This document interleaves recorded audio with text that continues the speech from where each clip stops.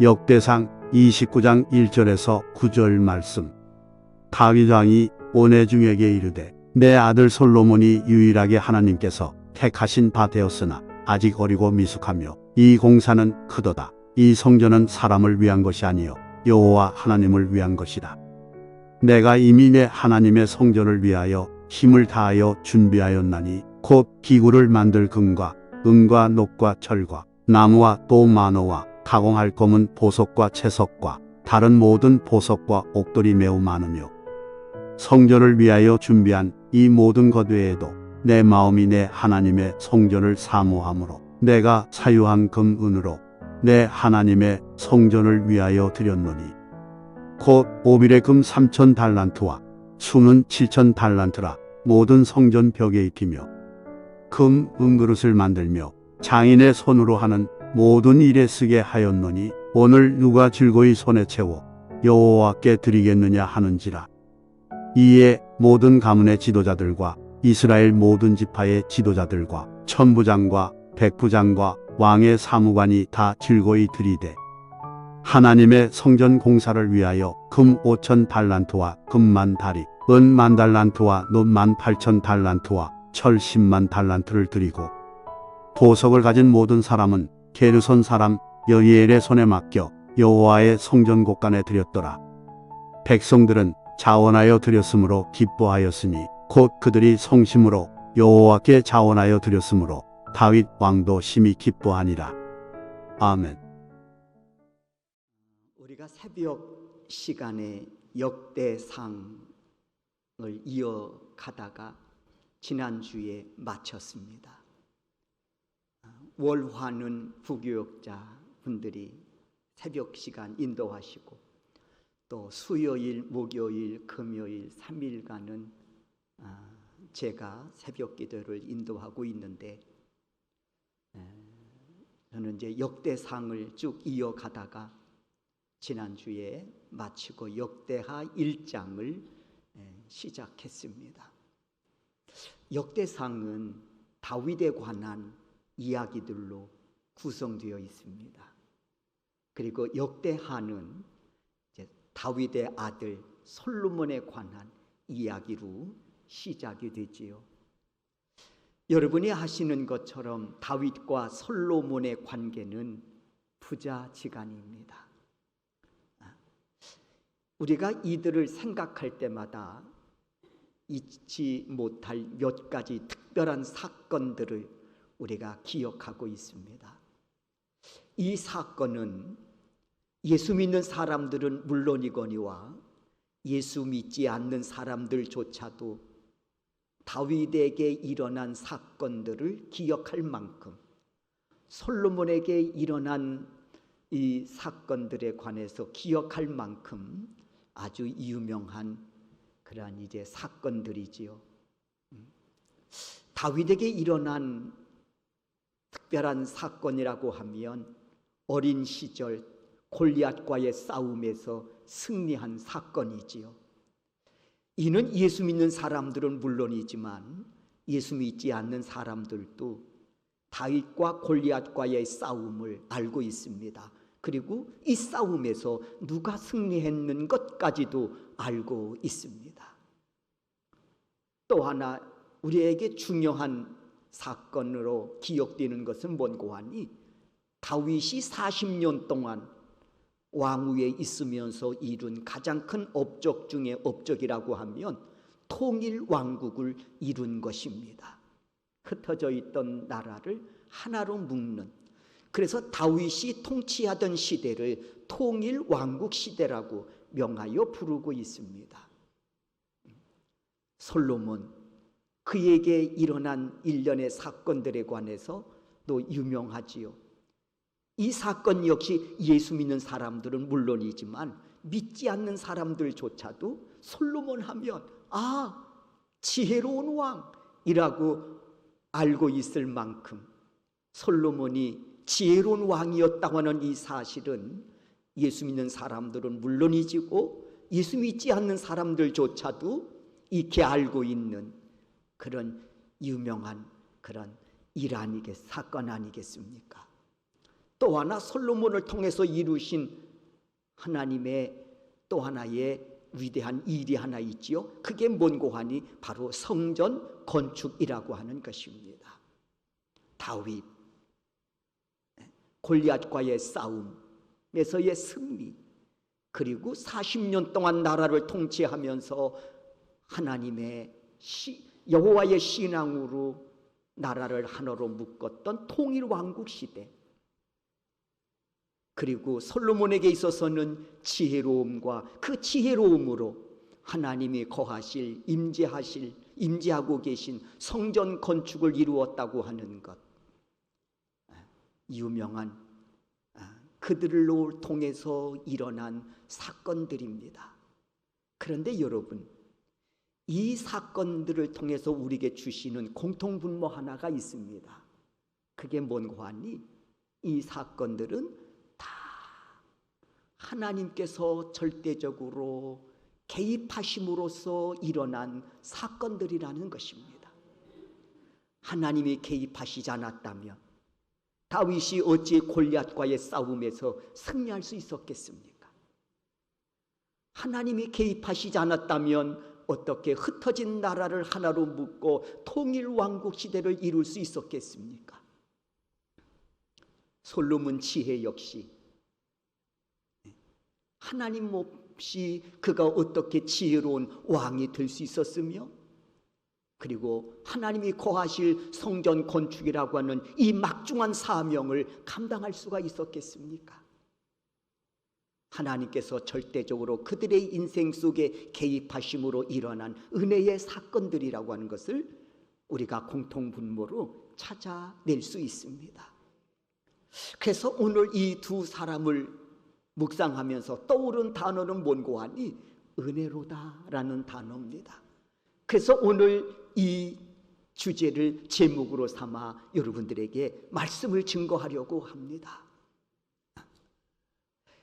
이제 이 다윗, 우리가 역대상 29장에 보면 세월이 흘러 이 다윗이 기력이 쇠해졌습니다. 다윗 직감했습니다. 죽음이 얼마 남지 않았다는 것을 말입니다. 젊었을 땐 골리앗과 맞서 싸울 만큼 용맹스러웠던 그가 세월 앞에 그도 어쩔 수 없이 기력이 쇠해졌습니다.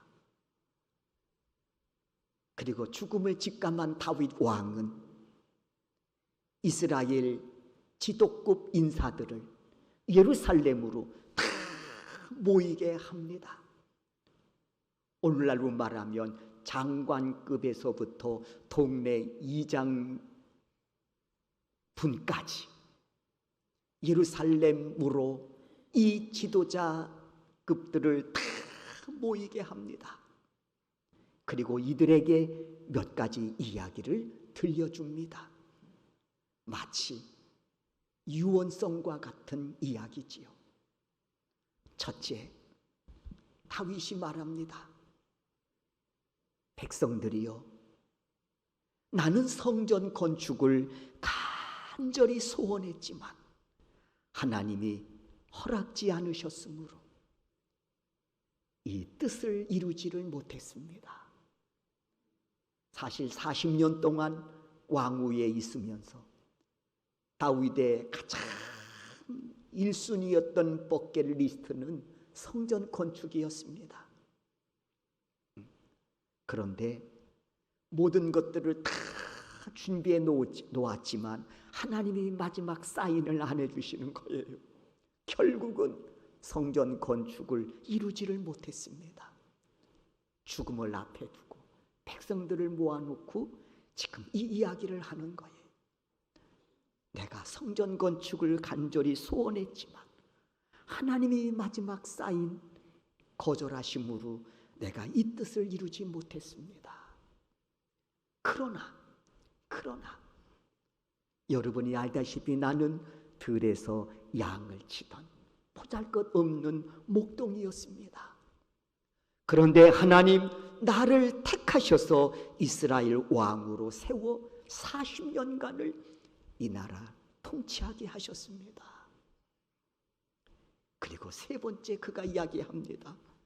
하나님은 이제 이 왕위를 내 아들 솔로몬에게 계승하시겠다고 말씀하시면서 내가 이루지 못한 이 성전 건축을 내 아들을 통해 이루실 것이라고 말씀하셨습니다.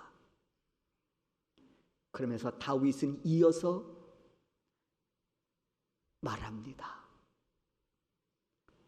내 아들이 이제 성전 건축이라고 하는 이 막중한 일을 감당해야 되는데 제가 보기에도 내 아들은 이렇습니다 하고 솔직하게 솔로몬에 관해서 이야기를 합니다. 그게 오늘 본문 1절입니다. 다 같이 한번 오늘 우리가 1절을 읽도록 하겠습니다. 읽습니다. 다윗 왕이 온 회중에게 이르되 내 아들 솔로몬이 유일하게 하나님께 택하신 바 되었으나 아직 어리고 미숙하여 이 공사가 크도다. 이 성전은 사람을 위한 것이 아니요 여호와 하나님을 위한 것이라. 백성들을 모아놓고 솔로몬이 이룹니다. 여러분, 성전 건축이라고 하는 막중한 사명이 그에게 주어졌지만 제가 보기에도 여러분이 보시기에도 아직 어리고 미숙합니다. 그러나 이 성전 건축은 사람을 위한 것이 아니고 여호와 하나님을 위한 것입니다. 그분이 내 아들 솔로몬을 택했습니다. 어리고 미숙하지만 하나님이 택하셨습니다. 그러면서 백성들에게 지금 이 이야기를 전하고 있는 것입니다. 마치 유언처럼 말입니다. 그렇다면 다윗은 지금 백성들에게 이와 같은 사실들을 말하면서 뭘 말하고 싶은 것일까요? 정말 다윗이 말하고 싶은 게 있을 게 아니에요. 뭘까요? 1절을 한번 다시 보십시오. 하나님이 성전 건축을 위해 세우신 내 아들은 사실 아직 어리고 미숙합니다. 이 공사는 사람을 위한 것이 아니고 하나님을 위한 것입니다. 그 하나님께서 솔로몬을 왕으로 세우시고 그로 하여금 영광스러운 성전 건축을 이루시겠다고 말씀해 주셨습니다. 하면서 지금 이 사실을 통해 이 다윗이 백성들에게 뭘 말하고 싶으냐는 거예요. 단 하나입니다. 단 하나. 뭔고 하니? 하나님의 은혜입니다. 지금 다윗은 마지막으로 죽음을 앞에 두고 백성들을 모아놓고 그간 일어난 일련의 사건들을 쭉 이야기하면서 결론적으로 정말 다윗이 하고 싶은 이야기는 뭔고 하니? 하나님의 은혜라는 겁니다. 여러분이 알다시피 제가 들에서 양을 치던 목동이 아니었습니까? 그런데 하나님이 저를 왕으로 삼으시고 통일 왕국을 이루게 하셨습니다. 뿐만 아니라 제가 나이가 늙어 이제 이 왕위를 하나님께서 제 아들 솔로몬에게 계승하시겠다고 하시면서 제가 이루지 못한 이 성전 건축을 솔로몬을 통해서 이루겠다고 말씀하셨습니다. 그런데 제가 보기에도 여러분의 보기에도 솔로몬이 어떻습니까? 아직 어리고 미숙하지 않습니까? 그럼에도 불구하고 하나님은 당신의 일을 위해서 이 솔로몬을 왕으로 세우시고 이 엄청난 일들을 이루시겠다고 하십니다. 뭘 말하고 싶은 거예요? 하나님의 은혜를 말하고 싶은 겁니다. 그러므로 누구든지 부르심을 받아 하나님의 일을 감당할 때 꼭 알아야 할 것이 있습니다. 내가 하나님의 일을 감당함은 잘나서가 아니라 하나님이 택하심의 은혜임을 알아야 한다는 것입니다. 여러분, 들에서 양을 치던 다윗이 잘나서 한 나라의 왕으로 세우셨습니까? 그가 능력이 탁월해서 흩어진 나라를 하나로 묶는, 그래서 통일 왕국을 이룰 수 있었습니까? 아닙니다. 하나님의 은혜입니다. 솔로몬이 왕위를 이루는 것도, 솔로몬이 성전 건축을 하는 것도 그렇습니다. 손으로는 안으로 굽는 것이 당연한 일일진데, 그럼에도 불구하고 다윗은 고백합니다. 백성들을 모아놓고 아직 어리고요, 미숙합니다. 여러분도 보시기에 그렇지요. 애비인 제가 봐도 그렇습니다. 그럼에도 불구하고 하나님이 그를 택하시고 왕위를 계승하겠다고 하십니다. 그를 통해서 막중한 성전 건축을 이루겠다고 하십니다. 이 어찌 은혜가 아니겠습니까? 지금 이 이야기를 하고 싶은 거예요. 때문에 누구든 하나님의 일을 감당할 때 꼭 알아야 할 것이 있습니다. 그것은 하나님의 택하심의 은혜라고 하는 것입니다. 은혜. 다윗은 이 사실을 알았습니다. 그래서 골리앗과의 싸움에서 멋진 승리를 일궈내고도요, 그는 더 겸손해진 거예요. 만 백성들이 칭송이 대단합니다. 사울은 천천히지만 다윗은 만만이로다. 칭송이 대단해요. 그러나 칭송이 대단할수록 다윗은 더 겸손한 거예요. 왜? 자신이 얼마나 연약한지를 너무나도 잘 알고 있으며, 그럼에도 불구하고 내가 골리앗과의 싸움에서 승리할 수 있었던 것은 하나님의 은혜라고 하는 이 사실을 누구보다도 본인 당사자가 잘 알고 있었기 때문이었습니다. 그래서 칭송이 높아면 높아질수록 그는 더 겸손해지는 거예요. 하나님의 은혜입니다. 하나님의 은혜입니다. 여러분, 이와 같은 사실은 모세의 경우를 봐도 그렇습니다. 모세의 경우를 봐도 그래요. 모세, 미디안 광야에서 40년이라고 하는 세월이 지나도록 양을 치던 그도 목동이었습니다. 40년 동안 미디안 광야에서 양을 치다 보니 어느덧 나이가 80이 됐습니다. 그러던 어느 날, 그날도 모세는 장인 이드로의 양을 몰고 호렙산에 오릅니다. 이때 모세는 그곳에서 기이한 현상을 목격합니다. 타도 채가 되지 않는 불타는 떨기나무를 보게 된 겁니다. 성지순례를 하다 보면 이 광야가 얼마나 척박한지를 정말 머리가 아니라 가슴으로 와 닿더라고요. 야, 정말 황량하고 정말 척박하구나. 풀은 풀 한 포기를 볼 수 없으니까. 그런데 그 황량한 광야에서도요, 나무가 있습니다. 아주 까칠한 나무입니다. 까칠한 나무예요. 배싹 말라가지고요, 아주 까칠한 나무가 있는데, 그게 바로 오늘 본문에 우리 모세의 부르심 속에서 나타난 바로 떨기나무입니다. 모세, 오늘도 양을 몰고 호렙산에 오른 거예요. 그런데 그곳에서 기이한 현상을 목격하는데 타도 채가 되지 않는 불타는 떨기나무를 보게 된 겁니다. 타면 채가 돼야 되잖아요. 그런데 계속 불타오르는 떨기나무를 본 겁니다. 그리고 그는 그 속에서 하나님의 음성을 듣습니다. 모세야, 너는 애굽에서 고통당하는 내 백성을 약속의 땅으로 인도하라 하고 부르심과 더불어 사명을 받습니다. 그러나 모세는 이 사명을 거절합니다. 왜요? 누구보다도 자신은 깨어지기 쉬운 질그릇과 같은 연약한 존재라고 하는 것을 알고 있었기 때문이었습니다. 하나님 아시잖아요. 깨어지기 쉬운 질그릇과 같은 연약한 존재인 내가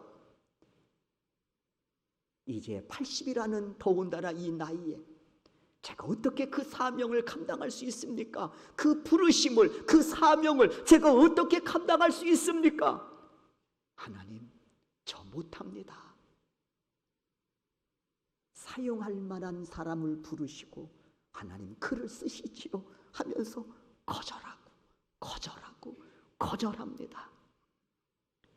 그래도 하나님의 마음은 변함이 없습니다.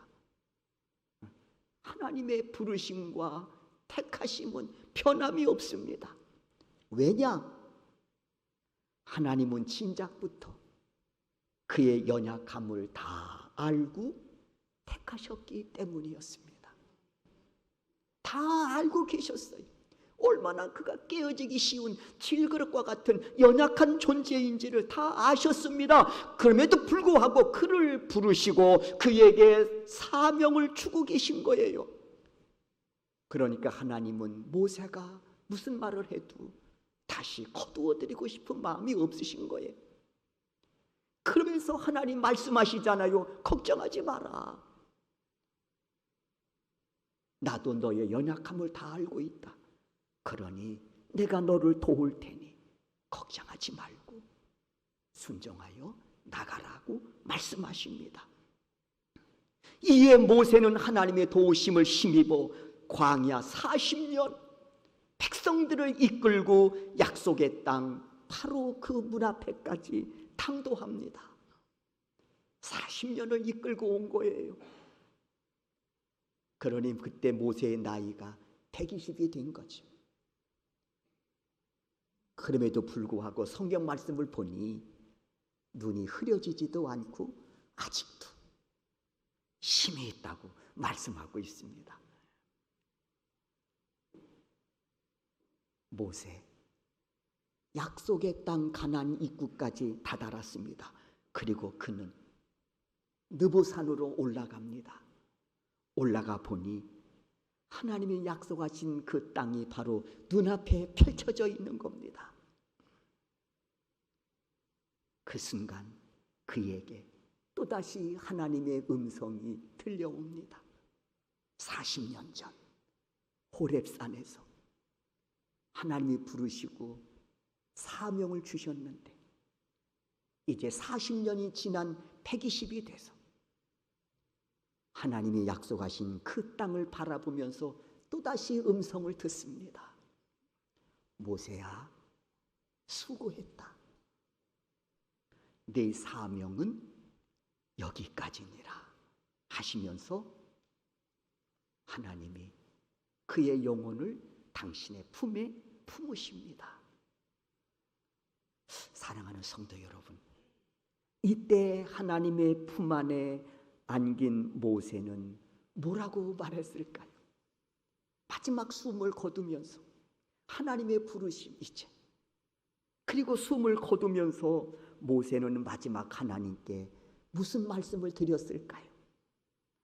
성경에 기록되지 않았으니 알 수는 없지만 저는 제 생각으로는 이런 말씀을 드리지 않았을까? 하나님의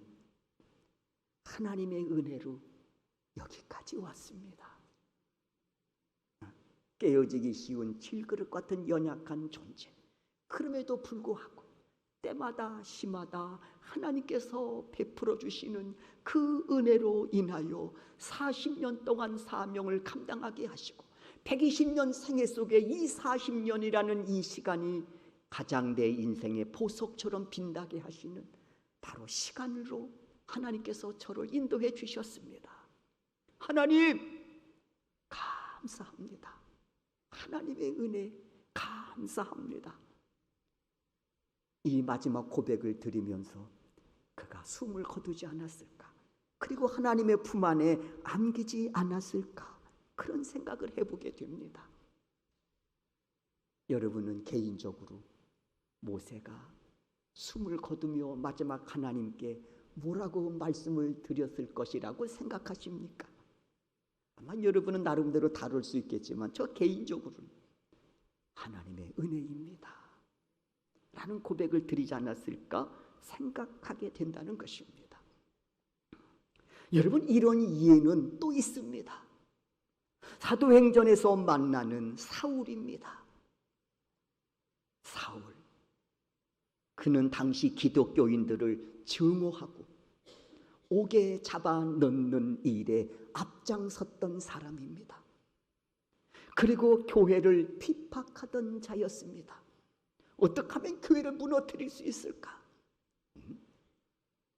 그러면서 그는 평생 이 일이 자신에게 가장 가치 있는 일이라고 생각하고 누구보다도 앞장서서 당시 기독교인과 교회를 핍박하고 박해하는 일에 앞장섰던 사람이었습니다. 그날도 사울은 기독교인들을 체포하기 위해 영장을 들고 살기등등한 모습으로 다메섹을 지나고 있었습니다. 그때 호련히 하늘로부터 강한 빛이 내려와 그를 둘러싸았다고 했습니다. 그리고 들려오는 음성이 있었습니다. 사울아, 사울아 하고 들려오는 음성이 있었습니다. 네가 어찌하여 나를 박해하느냐 하는 음성을 듣습니다. 강한 빛에 둘러싸여 있는 상황 속에서 말입니다. 사울, 얼마나 두려웠을까요? 그리고는 사울이 묻습니다. 누구십니까? 누구십니까? 그때 다시 음성이 들립니다. 나는 네가 박해하는 예수라. 나는 네가 박해하는 예수라. 얼마나 놀랍고 무서웠겠습니까? 근데 여러분, 이 과정에서 놀라운 사실은 또 하나 있었습니다. 사도행전 9장 7절입니다. 우리 다 같이 한번 이 말씀을 읽도록 하겠습니다. 읽습니다.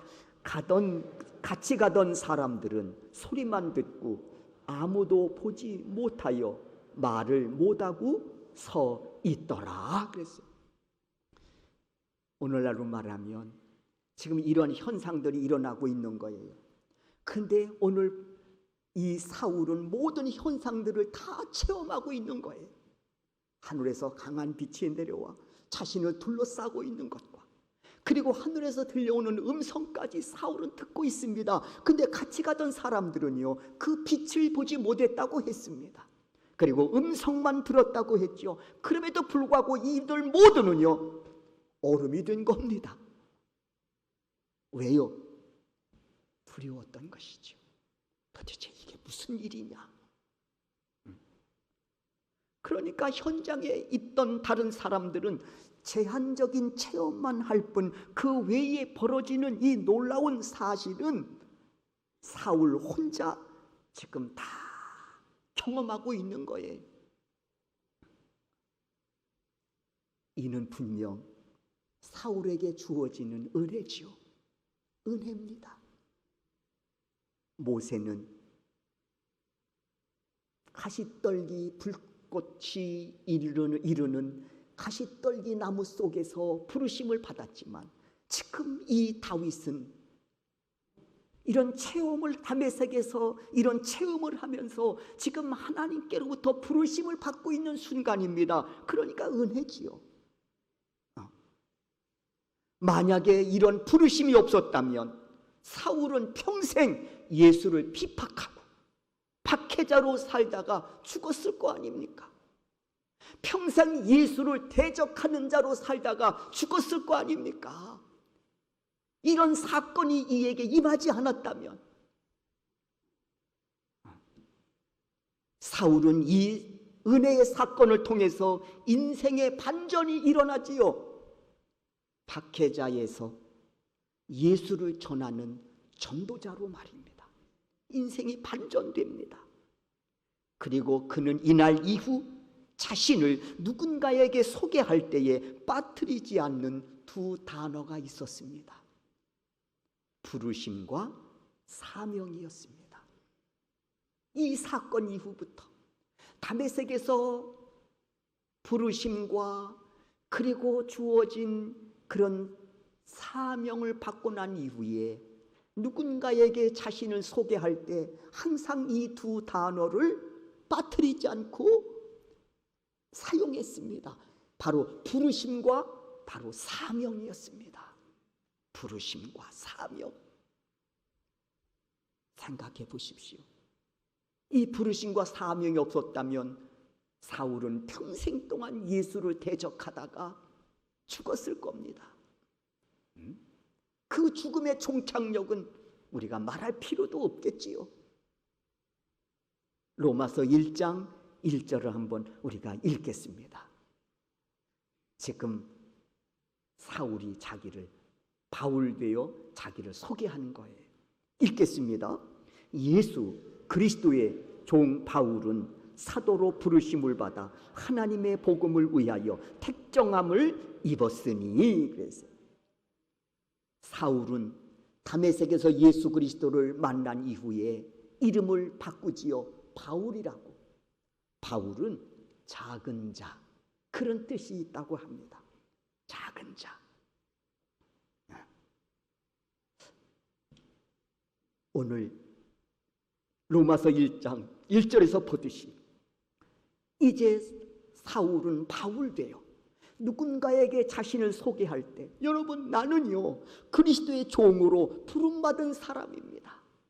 그리고 하나님은 나를 부르시어 복음을 전하는 사명자로 택하셨습니다 하고 자신을 소개하고 있는 것입니다.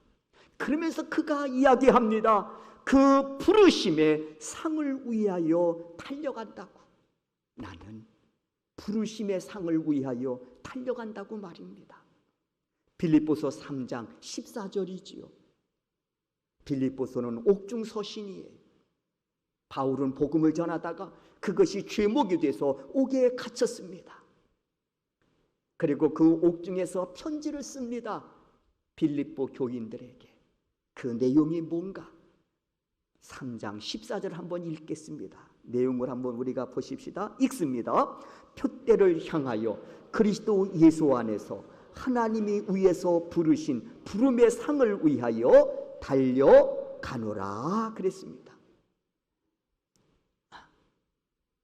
그가 예수 그리스도를 영접하기 이전에는 세상에서 주는 상을 위해서 달려갔습니다. 세상의 상을 바라보며 달려갔단 말이에요. 그러나 다메섹에서 예수 그리스도를 영접한 이후에 그의 인생의 가치가, 목표가 바뀌었습니다. 하나님이 주시는 상급을 위해서 달려가는 인생으로 그의 삶을 전환했다는 것입니다. 우리도 언젠가 우리 인생을 결산하고 주 앞에 서는 그날이 있지 않겠습니까? 천년 만년 살 것은 아니잖아요. 그것은 착각 중에 착각이지요. 우리도 언젠가는 우리의 삶을 결산하고 주 앞에 서는 그날이 있단 말입니다. 그리고 그날에는 하나님이 예비하신 상급이 기다리고 있다는 사실 또한 우리가 놓치지 말아야 될 중요한 우리의 신앙의 바로 자세임을 믿습니다.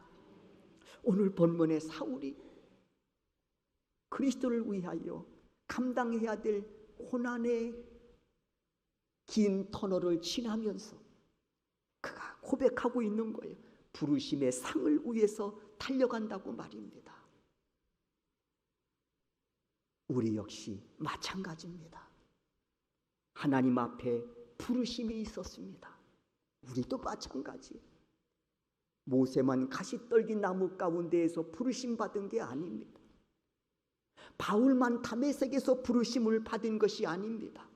우리 역시도요, 하나님의 부르심이 있었기에 오늘 이 순간 이 자리에 하나님의 거룩한 자녀라고 하는 신분을 가지고 나와 예배를 드리고 있다는 사실을 우리가 놓쳐서는 안 될 것입니다. 내가 결심하고 결단해서요? 아니요. 먼저 그리할 수 있도록 성령께서 내 마음을 감동시켜 주시고 그 예수 그리스도를 내 인생의 구세주로 영접함으로써 오늘 우리가 믿음의 사람으로 살아갈 수 있다고 하는 사실, 그리고 이 순간 주의 존전에 나와 우리가 신령과 진정으로 예배하고 있다는 이 사실을 우리가 놓쳐서는 안 될 줄로 믿습니다. 그러므로 하나님의 부르심 가운데 가장 우선은 뭐냐? 왜 부르시냐? 그것은 죄악에서 나를 건져 구원의 은혜를 주시려고 부르시는 겁니다. 부르심의 1순위, 죄악에서 나를 건져 구원의 은혜를 주시려고. 그리고 하나님은 구원받은 백성들에게 그 다음 행하시는 은혜가 있습니다. 그게 뭔고 하니 사명을 주신다는 것입니다. 그 사명이 구원받은 자답게 살아갈 수 있게 하시는 동력이 되고, 그 사명으로 인하여 우리가 영원한 상급을 바라보게 하시는 줄로 믿습니다. 오늘 본문에서 다윗이 온 백성들을 모아놓고 말하고 있지 않습니까? 솔로몬, 내가 보기에도, 여러분들이 보기에도 아직 어리지요. 아직 미숙합니다. 맞아요. 그러나 이 일은 사람의 일이 아니라는 거예요. 누구의 일이요? 하나님의 일이라는 거예요. 그러니까 사명은 하나님의 일이에요. 내 일이 아니라고, 나의 일이 아니란 말이에요. 사명은 하나님의 일이기 때문에 거기에 상급이 따르는 것입니다. 사명은. 바울은 옥중에서 복음 전하는 것이, 예수 믿는 것이 죄목이 돼서 두들겨 맞고 옥에 갇혀 있습니다. 그 상황 속에서 빌립보 교인들에게 서신을 써서 저들을 위로하고 격려합니다. 그 와중에도. 그러면서 기뻐하라는 거예요. 그래서 빌립보 서신은 기쁨의 서신이라고 말하지 않습니까? 왜 기쁩니까? 부르심의 상을 위하여 달려가고 있다는 사실을 그가 깨달았기 때문이었습니다. 스데반, 돌에 맞아 죽어가는 그의 얼굴을 이렇게 표현합니다. 천사처럼 빛을 발했다고 말입니다. 네? 돌에 맞아 죽어가는 사람이 어떻게 그 얼굴이 천사처럼 빛을 발할 수 있습니까? 두 가지 이유 아닐까요? 하나는 구원의 은혜요, 또 하나는 영원한 상급이 기다리고 있음을 그가 확신했기 때문에 그렇습니다. 그러니 이런 고난쯤이야. 그리고 이 죽음도 얼마든지 믿음으로 감당할 수 있었던 것이죠. 우리는 이를 순결하고 말하지요. 그리고 더더욱 놀라운 것은 그가 마지막 그가 하나님께 드려지는 기도의 내용입니다. 하나님, 저들의 죄를 용서해 주십시오.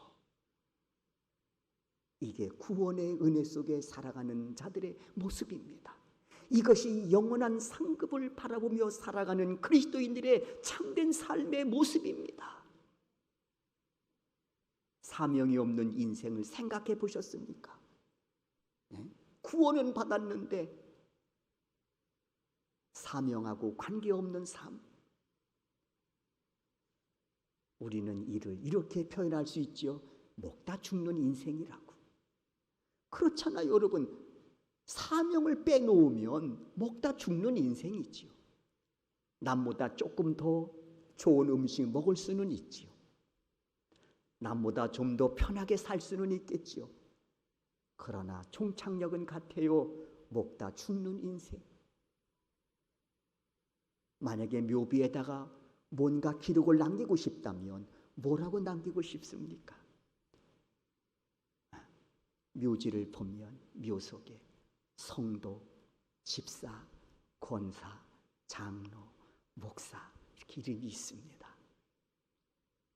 그 한 단어가 많은 영적인 의미를 부여하지요. 그런데 이게 빠져버리면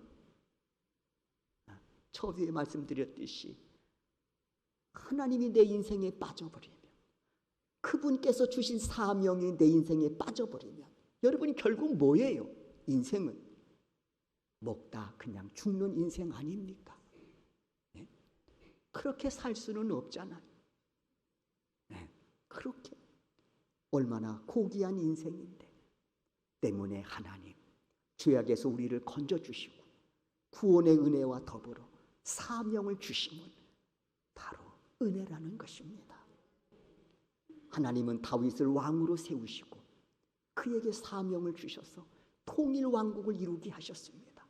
솔로몬 어리고 아직 미숙하지만 그를 왕위에 세우시고 성전 건축을 완공케 하셨습니다. 여러분, 다윗이 왕이니까 위대합니까? 아니에요. 솔로몬이 왕이었기 때문에 위대하고 아직도 그의 명성이 역사 속에서 계속 흘러가고 있습니까? 아닙니다. 그 인생이 하나님과 함께 하셨던 인생이기 때문에 아직도 그들의 이름이 역사 속에 존귀한 자로 지금 읽혀지고 있는 줄로 믿습니다. 하나님 우리에게도 구원의 은혜를 주시고 우리에게 사명을 주셨습니다. 우리 얼굴이 다르듯이 그 사명을 놓치지 않기를 바라고요. 그 사명을 통해서 준비해 놓으신 영원한 상급의 바로 주인공이 여러분들이 되실 수 있기를 주의 이름으로 축원합니다.